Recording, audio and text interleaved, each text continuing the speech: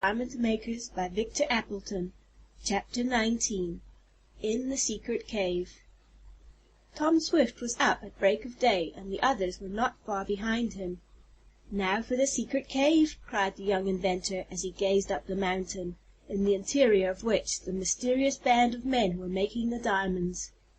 "Have you made any plans, Bill?" asked Mr. Jenks of the former phantom, who had cast his lot in with the adventurers. "What will be the best course for us to follow?" "You just leave it to me, Mr. Jenks," was the answer. "I'll get you into the cave, and those fellows, who, I believe, are trying to do me out of my rights as they did you out of yours, will never know a thing about it." "Bless my finger nails!" cried Mr. Damon. "That will be great! We can get in the cave and watch them make the diamonds at our leisure." "They don't make them every day," explained Renshaw. "It seems they have to wait for certain occasions. Mostly they make the diamonds when there's a big storm." "A big storm?" asked the scientist with a sudden show of interest. "Do you mean one of those electrical storms such as we had the other night?" "That's it, Mr. Parker, though why they wait until there's a storm is more than I can tell." "Perhaps they know that on such occasions no one will venture up the mountain," spoke Mr. Damon. "No, it isn't that," declared the scientist. "I think I am on the track of a great scientific discovery, and I will soon be able to make observations that will confirm it." "Well, I'm going to make an observation right now," said Tom with a laugh. "I'm going to see what there is for breakfast." "And that reminds me," came from Mr. Jenks. "Shall we move our camp, Bill, and take the tent with us to the cave?" "I hardly think so," was the answer. "I think the best plan would be to conceal the tent somewhere around here, in case you might need it again. You can also store what food you have left." "But, bless my appetite! We don't want to starve in that diamond cave," objected Mr. Damon. "I'll see that you don't," declared Bill Renshaw. "I'll take you in there, unbeknownst to those fellows, and I'll provide you with plenty of food and water. You see, the cave is so big that there are some parts they never visit." "And can we stay in one of those parts and eat?" asked Tom. "Sure," answered Bill. "And watch the diamond makers at work?" asked Mr. Jenks. "That's it," replied the former phantom. "Then the sooner we get started the better," remarked Mr. Damon. Mr. Parker said nothing. He appeared to be thinking deeply, and was tapping at some rocks with his little hammer. The advice of Bill Renshaw was followed, and the tent and what food remained was concealed in the bushes, with rocks piled over to keep away prowling animals. Then they started for the secret cave. The man who played the part of a ghost picked up the framework and white cloth that had formed his disguise. "I'll still have to use this," he explained, "for I don't want those fellows to know that I'm helping you. I'll continue to play the spirit of the mountain, but there won't be much need of it. I don't think any more people will come prospecting out here." "Have you heard of the arrival of Farley Munson?" asked Tom, as he related the facts about the stowaway.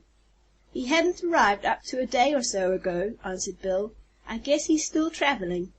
Farley is one of the heads of the gang," he added, "and a dangerous man." As Bill led the way toward the cave, taking a route that the adventurers had never suspected led to it, he explained that the cavern was a large one, capable of holding an army. "But there's only a small part of it used by the diamond makers," he added. "They work in a small recess near the summit of the mountain.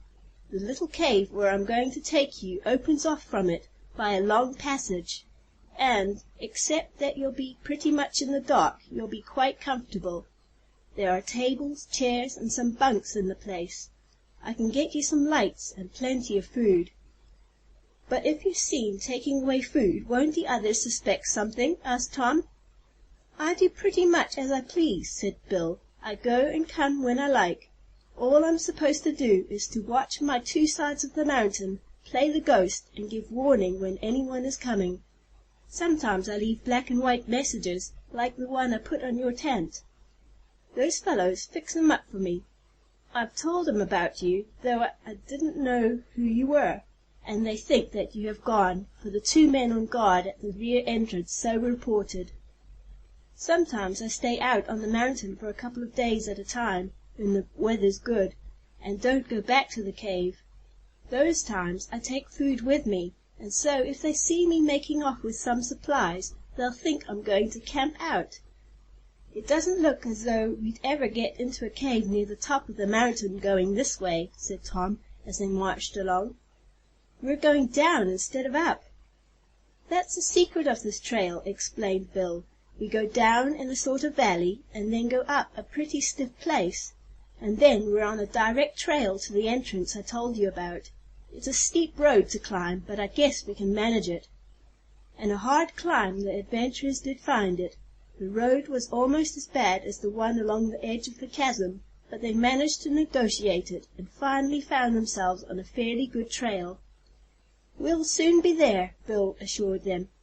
"After you get in the little cave where I'm going to hide you, I'll have to leave you for a spell until I get my ghost rigging fixed up again, but I'll see that you have plenty of food and drink."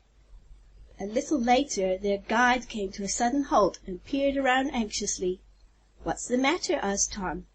"I was just looking to see if any of the men were about," he answered, "but I guess not. It looks all right. The entrance is right here." They were on a side of the mountain near the summit. Below stretched a magnificent scene. A great valley lay at their feet, and they could look off to many distant peaks. The main trail to Leadville and the one to the settlement of Indian Ridge was in sight.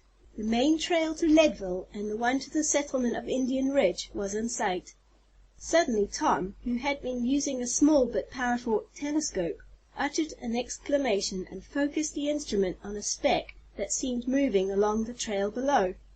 "A man coming up the mountain!" cried Tom. "And it can't be, yet it is! It's Farley Manson, the stowaway!" he cried. "He's coming here!" "Let me look," begged Mr. Jenks, taking the glass from Tom. An instant later the diamond man exclaimed, "Yes, it's Munson!" "Then in here with you, quick!" cried Renshaw. "He can't see us yet, and will be out of sight in another minute." The former spirit pulled aside some thick bushes, and pointed to a hole which was disclosed. "The entrance to the secret cave," he announced. "Slip in, all of you." Tom, after another glance at the man toiling his way up the mountain, entered the cavern. He was followed by the others. Bill was the last to enter, and he replaced the bushes over the entrance. "At last!" exclaimed Mr. Jenks, as he gazed up at the roof of the dimly lighted vault in which they found themselves. "Yes, we're in the diamond maker's secret cave," added Tom. "Now to catch them at work." "Come on," advised Bill in a low tone. "We're not safe yet," and he produced a lantern from some hidden recess, lighted the wick, and led the way. As the others followed, they were aware of a subdued noise in the great cavern. Chapter 19. Recording by Claire.